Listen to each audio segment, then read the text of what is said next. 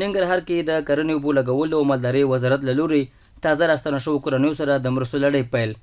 د کرنې اوبو لګولو او مالدارۍ وزیر وایي د امیرالمؤمنین حفظه الله د حکم په اساس ټول هیواد کې تازه راستنه شوو هیوادوالو سره د غنمو نغدي مرستو لړۍ پیل شوې چې په ترڅ کې به له 50,000 کورنیو سره مرستې ترسره شي.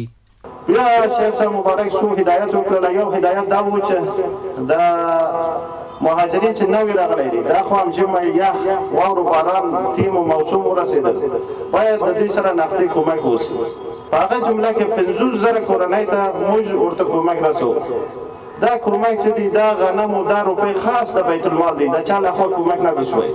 په ورته وخت کې د ننګرهار کرنې اوبو لګولو او مالدارۍ رئیس وایي ننګرهار کې له 1200 تازه راستنه شوو کورنیو سره د مرستې لړۍ پیل شوه چې هرې کورنۍ ته 250 کیلو غنم او 15,000 افغانۍ نغدي ورکول کیږي. هغه نوي راستنه شوو مهاجرینو دپاره په ټول افغانستان په 40 ولایتونو کې په هر ولایت کې 1200 کورنۍ ورته چې په دغې مرسته کې 250 کیلو ګرام غنم چې هغه تقریبا 15 بوجې کیږي او 15,000 افغانۍ دا فی کورنۍ ته ورکول کیږي.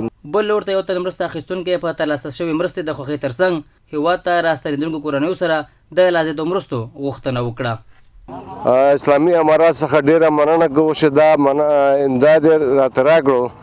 اسلامي امارات څخه زموږ یوازینۍ هیله دا ده خواهش دا دی چې موږ ټولو مهاجرو ته چې د پاکستان راستنه شوي دي هغو ته د سرپناه ځایونه برابر کړي.